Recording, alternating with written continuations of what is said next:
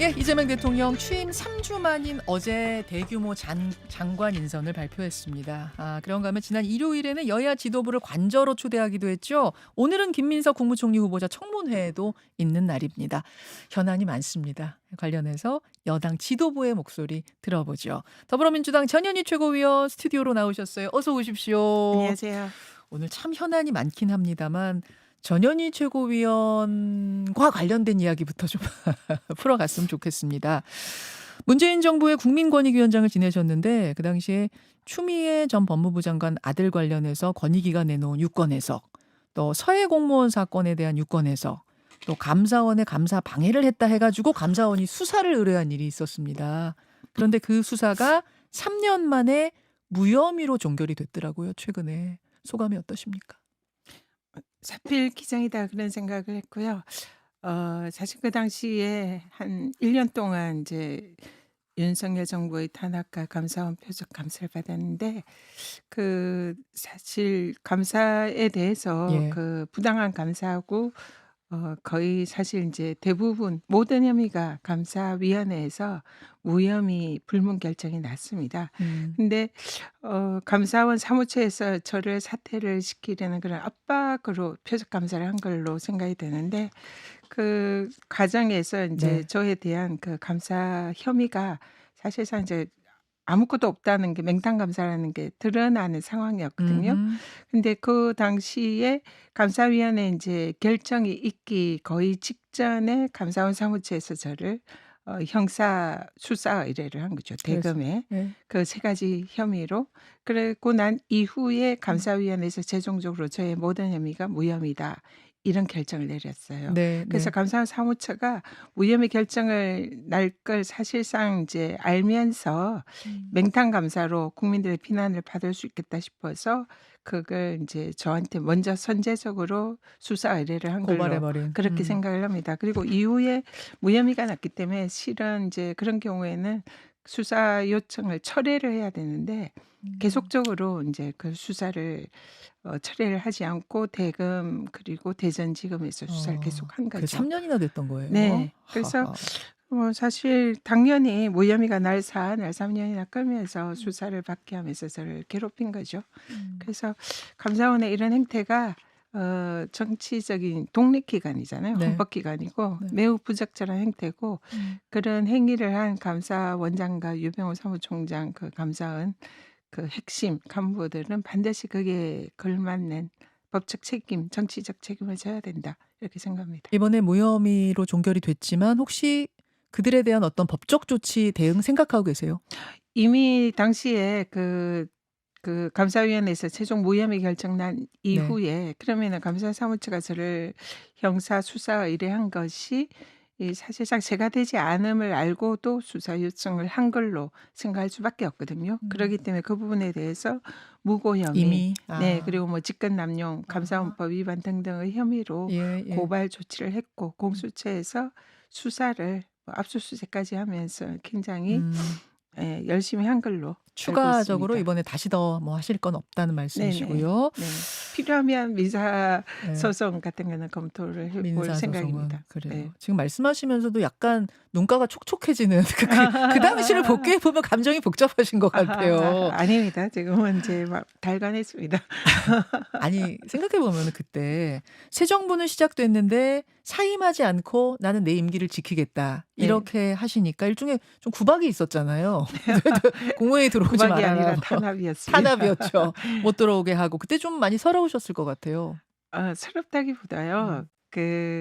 당시에 사실 인제 요즘이지 네. 않습니까? 요즘이죠. 근데 그때 초기에는 음. 당연히 저도 다른 장관들과 함께 사퇴하는 것을 생각을 했었습니다. 인제 음. 국정 철학이 다른 새 정부랑 같이 일을 하는 것은 저로서도 맞지 않겠다. 어. 그래서 인제 그런 사퇴 결심하고 주위에도 인제 얘기를 하고 물러날 그런 준비를 하고 있었는 찰나에 예예. 윤석열 대통령이 "너 오지 마. 국무회의에 오지 마. 방 빼." 뭐 이렇게 한 겁니다. 사퇴를 하려고 하는데 마음만 그렇게 먹고 있었죠. 그러셨어요? 네네. 아. 그러니까 예. 그때 인제 사실은 그냥 가만히 있었으면 사퇴를 했을 텐데 그래요? 네. 근데 인제 외압에 의해 가지고 사퇴를 한다는 거죠. 이거는 일단은 그런 외압을 행사한 대통령이 이 법을 지키지 않은 것, 그러니까 권익위법에 임기와 뭐 신분 그쵸. 보장이 되어 있는 그런 독립기관의 수장을 음. 대통령이 최고 권력으로서 그냥 법을 무시하고 "당신 물러나." 이렇게 음. 하는 것은 부당하고 불이다. 음. 이렇게 생각을 했고요. 그리고 그런 외압에 의해 가지고 제 자율 의지가 아니라 그런 탄압으로 예. 물러난다면 우리 권익이라는 그 기관의 독립성이 훼손된다. 어. 그래서 사명감이 갑자기 생긴 거죠. 그렇 이 법치주의를 지키고 그리고 우리 기관의 독립성을 지켜야 된다. 그래서 결코 외압이나 탄압에, 이건 권익위가 부패 방지 기관이고 예예. 그런 인제 다른 기관의 모범이 돼야 되는 가장 그렇죠. 독립성을 준수해야 되는 그럼요. 기관이거든요. 예를 들면 감사원장 보고 "당신 임기가 있는데도 물러나." 하는 거랑 똑같은 거예요. 음. 그 하는 기능과 역할이 비슷하기 예 때문에. 예. 그러기 때문에 제가 일종의 인제 여기에 대해서 불의에 대해서는 제가 저항을 해야 된다 이런 사명감이 생겨서, 그렇군요. 그래서 그 탄압을 견딘 겁니다. 견뎌낸 겁니다. 아니 그래서 예. 네. 요 이야기는 사실은 제가 처음 듣는 것 같아요. 그 사퇴를 원래는 마음속으로는 할 생각이었는데 "사퇴해라. 물러나라." 하니까 오히려 그럼 난 이렇게는 사퇴 못하지."가 됐다는 요 비하인드는 저 처음 들어요. 당시에 그래서 뭐 국민의힘 권력 실세 의원들이 총동원돼서 저를 사퇴시키려고 압박을 했고, 일부 보수 언론들도 계속 없는 사실을 드러내면서 음. 사실상 허위 사실로 명예훼손을 하면서 음. 굉장히 모욕적으로 예 예. 저를 인제 사퇴를 시키려고 압박을 했거든요. 그래서 이런 알겠습니다. 권력에 의한 불의에 대해서는 결코 굴복할 수 없다. 그런 마음으로 1 예. 년을 버틴 거죠. 사실은 지금 이제 유철한 국민권익위원장하고 이진숙 방통위원장이 이재명 대통령에게 임기 보장을 요구하고 있습니다. 이분들은 임기가 꽤 많이 남았더라고요. 유철한 국민권익위원장 같은 경우는 2027년 1월. 그러니까 유철한 위원장 같은 경우에는 전현희 위원장님 케이스를 들면서 "같은 상황이다. 나도 임기가 보장돼야 된다."라고 이야기하고 있는데 어떻게 보십니까? 어 같은 상황이지만 다른 상황입니다. 일단은 임기가 정해져 있는 독립기관의 수장이라는 점에 있어서는 같다고 볼 수가 있지만은 예. 기본적으로 이 기관장은 이 정치 철학이 다르고 또 정권이 교체가 되면은 기본적으로 자신의 거취를 고민을 해야 되고요. 저도 음. 당연히 고민을 했습니다. 그러기 때문에 그런 부분에 대해서 인제 물러날 결심을 한 거죠. 그런 점에 있어서도 인제 지금 이분과는 다른 것 같고요. 그리고 저는 사실 물러나려고 했지만 정권에서 탄압이 들어오면서 그 음. 불의에 저항을 한 겁니다. 예. 근데 지금 뭐 방통위원장이나 권익위원장의 경우에는 지금 이재명 대통령께서 물러나라가 아니라 같은 지금 동지로서 같이 업무 보고를 받으면서 같이 국정을 논의하고 있잖아요. 예. 그리고 뭐 권력 차원에서 "당신 물러나라." 이런 압박 외압이 없잖아요. 예. 그러면은 얼마든지 자율 의지로 스스로 판단을 할 수 있는 기회가 지금 음. 주어지는 거거든요. 그런 차원에서는 본인들이 한 번 더 '내가 이 정권에 함께하는 것이 맞는가?' 이런 부분을 스스로 고민하고 음. 결단할 필요가 있다 이렇게 생각하는 거죠. 그러니까 지금 뭐 "그만둬라." 이런 외압을 넣지 않고 있다는 점이 지난 정권과는 다르다는 지금 말씀이시고 그리고 함께 예. "주는 국무회의 오지 마." 방패 그리고 예예. 명패까지 다 빼고 사실상 배제를 시키는데 지금 함께하고 있잖아요. 근데 이분들이 "자율적으로 내가 판단해 보니 그냥 계속 가는 게 낫겠다는 판단입니다."라고 하면 그러면 더 그럼에도 불구하고 그만두고는 안 하겠다는 말씀이신 거예요? 그런 부분에 대해서는 그거는 뭐 어쩔 수 없는 거죠. 근데 다만 아. 방통위원장의 경우에는 예. 이미 지난 정권에서 지금 형사적인 문제가 돼 가지고 지금 수사 대상으로 알고 예. 있습니다. 그러니까 그걸 인제 괜히 이번 정권에서 했다고 이렇게 얘기를 하는 것은 사실과 맞지 않고요. 이미 지금 수사 대상이고 잘못한 점이 있기 때문에 그 음. 부분에 따라서 아마 거치가 판단될 가능성도 있지 않을까 싶습니다. 알겠습니다. 알겠습니다. 아. 전현희 권익위원장님 이 무혐의 종결과 관련해서도 이야기가 벌써 한참을 가는데 어제 사실은 굉장히 큰일이 장관 11명 인선이 있었습니다. 11개 부처 장관 후보자. 일단 어떻게 평가하십니까? 신용과 통합에 방점을 둔 그런 인사다 보이고요. 뭐 기본적으로 실력, 유능함은 음음. 갖추고 계신 분들이다. 그래서 매우 적절하고도 굉장히 법적인 그런 인사다 음. 이렇게 보입니다. 개인적으로 가장 눈에 띄는 후보자, 가장 눈에 띄는 인선은 어떤 걸까요?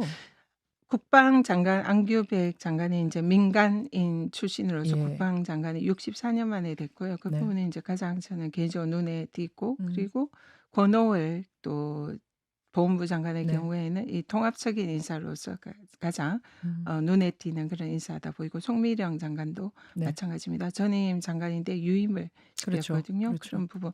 그리고 김용훈 장관 그 노동부 장관 네. 민노총 출신으로서 지금 이제 노동부 장관 임명됐는데, 전임 정권의 김문수 음.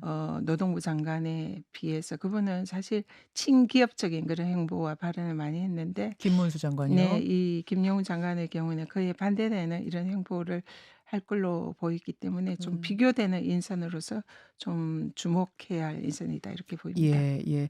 그 국방장관이 64년 만에 민간인 출신이 왔다는 점, 안규백 의원이 지명된 거, 요게 가장 지금 관심들을 많이 모으고 있는 것 같습니다. 국방위원장을 진짜 오래 하셨죠, 이분이? 이분은 제가 알기는 상임위를 거의 국방위만 하신 그쵸? 걸로 알고 있고요. 예. 국방위원장, 국방위 간사 등 그 민간인으로서 또 음. 국회의원으로서 가장 군에 대한 이해도가 높은 그런 분으로 알고 있습니다. 자타공인 국방정무가, 사실은 네, 뭐 안규백 네. 의원은 그런 인물이셔요. 다만 이게 장관이 되면은 군 조직을 통솔하고 지휘권을 행사해야 되는데 조직에 몸담은 경험이 없어서 '그건 괜찮겠는가? 그래서 64년 동안 임명을 못 했던 거 아니야?' 뭐 이런 우려들도 좀 있던데, 그건 어떻게 보십니까? 그런 우려나 그런 민간인에 대한 취약점을 모두 극복할 수 있는 그런 후보다 이렇게 생각합니다. 어. 이분이 당내에서 사실상 이제 그 당직자부터 이 국 인제 정치를 시작을 했거든요. 예. 그래서 지금 현재 민주당 내에서 자타공인 조직의 달인이다. 아, 조직적으로 조직 통솔도 달인이에요? 네. 조직을 아, 그러니까 조직 전문가로 그렇게 인제 그래요? 국방 외에 알려져 있습니다. 그리고 음. 인품도 매우 원만해서 예. 인제 많은 사람들과 두루두루 인제 함께하면서 이 음. 포용하는 이런 리더십이 음. 굉장히 강한 분이고요. 음음. 그러기 때문에 아마 이재명 대통령께서 당시 총선 당시에 인제 전략공관위원장으로 임명을 하셔서 적재적소에 인재를 발굴해서 투입하는 그런 역할을 맡긴 걸로 알고 있고요. 그래서 이재명 대통령께서 음. 매우 신임이 두터운 분이십니다. 그래서 어. 사실상 이 리더십, 그리고 또 여러 사람을 이렇게 통솔하고 화합하는 음. 그런 리더십이 뛰어난 분이고, 또 조직적인 이런 것이 감각이 음. 뛰어나기 때문에 어. 그게 인제 군을 예. 너무나 잘 알고 있는 분이고, 예. 또 사실상 군대 내에 지금 장성들이 가장 국방장관으로 선호하는 그런 인물로 알고 있습니다. 그래서 원만하게 어. 군을 통솔하면서 계엄 사태에 지금 무너진 군의 예. 기강을 바로잡을 가장 적임자가 아닐까 이렇게 생각을 합니다. 농림부 송미령 장관의 경우에는 전 정권의 장관이 다시 지명이 된 경우인데요. 사실은 탄핵당한 전임 대통령의 참모였기 때문에 이 재지명은 상당히 의외입니다. 아, 이건 어떤 배경이 있을까요? 일단은 지금 능력이 있는 경우에는 지난 정권의 인사라도 쓰겠다는 의지를 보여주신 거고요. 음. 이재명 대통령께서 평소에 강조하신 네. 지론이 이 정책을 채택함에 있어서도 뭐 민주당 거, 국민의힘 거 뭐 이런 거 상관없이 음. 필요하면은 쓰겠다, 이런 실용적인 실용주의 모습을 많이 보여주시고 실제로 그렇게 하고 이게 계시고요. 그러면 흥묘 백묘의 어떤 사례다, 이렇게 봐도 되는 거예요, 이번 그렇게 인선이? 볼 수 있죠. 그리고 어. 인제 송미령 장관의 경우에는 내란 당시에 인제 국무회의에 참석한 예. 그런 전력이 있잖아요. 참석했죠. 그래서 예. 내란 인제 그 참여자, 공범이 아닌가 인제 이런 의혹이 일각에 제기가 됐는데, 음. 이후에 당시에 국무회의의 뭐 여러 가지 정황이라든지 이런 부분에 관해서 많이 또 협조를 한 걸로, 알리는 데 있어서 협조를 한 걸로 알고 있고요. 아. 그리고 실제로 지금 인제 우리 민주당에서 좀 그동안 이 농업 사법에 대해서 네. 거부권 행사에 가장 앞장선 사람으로 당내에서는 반감이 상당히 많은 인물이었습니다. 제가 그 부분이 궁금했어요, 네. 사실은. 그래서 당내에서도 아직 물론 반감이 있는 것은 사실인데, 예. 그럼에도 불구하고 송미령 장관이 무작정 반대를 하는 것이 아니라 예. 대안과 해법을 제시를 하면서 그 정책적인 이런 여러 가지 의견을 개진을 한 걸로 알고 있고요. 그 부분에 아마 어. 대통령께서 실력과 능력을 좀 높이 산 게 아닌가 이렇게 추정이 어. 됩니다. 그 국무회의 당시 네. 그 12월 3일 국무회의 당시에 사실 거기는 뭐 비공개고 거기 네. 있는 사람만 아는 내용이니까 네. 이게 알기가 참 쉽지 않은데 거기에 네. 대해서 가장 소상하게 많은 정보들을 준 분이 송미령 장관이었습니까? 그건 이제 뭐 언론 기사에서 저는 이제 예. 본 내용이고 직접 들은 내용은 아닙니다만 음. 당시 국무회의의 뭐 위치라든지 그 음음. 전후 사정이라든지 이런 부분에 관해서 수사 기관에 사실상 적극 협조를 한 걸로 알고 있습니다. 그런 부분에 대해서도 인정이 좀 됐고 또 그 그러니까 반성이 있다고 보는 거죠. 반성이 있다고 네네. 보는 거고. 예. 그다음에 이제 양곡법에 대해서 윤석열 대통령이 거부권 행사할 때 농림부 장관이 송 장관이기 때문에 네. 그럼 그때는 거부권을 행사했는데 이제 민주당이 낸 양곡법이요. 그럼 추 어떤 철학을 바꾼 것인가? 정책 기조를 바꾼 것인가? 저는 이 부분이 잘 납득이 안 됐거든요. 양곡법에 대해서 적극적으로 거부권을 행사를 건의를 했고요. 그게 예예. 국회에 와서 인제 그런 의사를 굉장히 피력을 적극적이었어요. 해서 인제 민주당 의원들의 반감을 많이 산 것은 사실인데 음. 그 양곡법을 거부를 하는 것이 무조건 농민들에게 이런 여러 가지 인제 지원을 하는 것을 음. 반대하는 것이 아니라 그 양곡법 자체에 대한 여러 가지 인제 문제점에 대해서 주무장관으로서 소신을 가지고 설득을 하고 음. 거기에 대해서 대안과 해법을 제시한 이런 부분에 아마 인제 예. 대통령께서 귀를 기울이시는 게 아닐까 이렇게 생각이 듭니다. 알겠습니다. 알겠습니다. 이 장관 후보자들에 대한 추천권은 국무총리에게 있는데 국무총리가 지금 공석이니까 이주호 총리 대행이 추천을 하게 됩니다. 그리고 오늘 이제 신임 국무총리 후보자에 대한 인사청문회가 있습니다. 통과 여부 어떻게 보세요, 김민석 후보자? 뭐 별다른 무리 없이 통과가 될 거다 생각을 합니다. 그동안 제시됐던 많은 이런 의혹과 인제 그런 문제점에 대해서 음. 후보자가 그동안 계속 성실하게 해명을 해 왔고 그리고 관련 자료들도 제출을 해 왔고 그래서 그 과정에서 많은 국민들이 납득을 하신 걸로 생각이 들고요. 그러기 때문에 뭐 또 이번에 청문회에서 그런 부분에 대해서 소상히 해명을 하면 음. '별다른 무리 없이 통과되지 않을까.' 이렇게 생각을 합니다. 지금 이제 가장 문제가 되는 게 돈에 관련된 부분 아니겠습니까? 5 년간 수입은 5 억인데 지출은 13 억이었다. 그중에 학비 2 억은 전 배우자가 냈다고 하고 이제 그렇게 해명하셨으니까 그걸 빼도 6 억이 빈다. 여기에 대해서 김민석 후보자는 2 번의 경조사와 2 번의 출판 기념회에서 현금이 들어온 것이다 이야기를 했는데 그중 1 번의 결혼식은 어 축의금 받지 않겠다고 그때 하셨었더라고요. 그렇게 되면은 1 번의 빙부상과 2 번의 출판 기념회로 6 억이 이게 해명이 되는 것인가? 국민적으로 납득이 될 것인가? 이제 이런 문제 제기를 야당에서는 하고 있습니다. 물론 인제 그 약간은 그 자금의 불투명성은 있기는 하지만 "그것이 불법은 아니다." 이렇게 인제 말씀드릴 수 있고요. 어. 일단은 지금 경조사비나 이 출판기념회에 관해서 네. 이 뭐 법적인 신고 의무가 없고 거기에 대해서 뭐 규율하는 이런 법적인 장치가 없는 법적 사각지대입니다. 뭐 그것이 바람직하다는 뜻은 아니고요. 그러기 때문에 그때 당시에 뭐 경조사비라든지 네. 출판기념회에서 얼마 정도 이 현금이 들어왔는지는 모르겠지만 음. 그런 부분으로 충당했다고 하면은 그것은 뭐 불법적인 부분은 아니기 때문에 어느 정도 소명이 되는 걸로 보아야 하지 않을까 이렇게 생각을 음. 합니다. 재산 신고를 매년 하게 돼 있잖아요, 네네. 공직자들은. 근데 그 네. 재산 신고에는 그 현금이 안 들어가 있었다는 거죠. 그래서 "왜 그러냐?" 했더니 김민석 후보자는 "그 사이에 썼으면은 신고를 안 해도 되는 거다." 이렇게 말씀하셨어요. 근데 그 큰돈을 불과 1-2 달 그 행사가 11월, 12월에 있었더라고요. 그게 다 쓸 수 있는 것이냐 또 인제 이런 의문을 야당에선 제기합니다만. 그 부분은 뭐 제가 정확히는 모르겠지만 음. 인제 채무를 변제를 한다든지 아니면은 뭐 여러 가지 인제 그동안 어 쓸 용도 뭐 이런 부분이 음. 인제 좀 많았던 걸로 보입니다. 그래서 그 부분은 아마 후보자가 예. 청문회에서 소상히 해명을 할 거다 생각하고요. 그 부분 해명을 지켜봐야 될 것 같습니다. 알겠습니다. 네. 현안이 아직도 많이 남았습니다. 오늘은 여기까지 전현희 민주당 최고위원과 함께했습니다. 전 최고위원님 고맙습니다. 네, 감사합니다. 김현정의 뉴스쇼는 시청자 여러분의 참여를 기다립니다. 구독과 좋아요, 댓글 잊지 않으셨죠? 알림 설정을 해두시면 평일 아침 7시 10분 실시간 라이브도 참여하실 수 있습니다.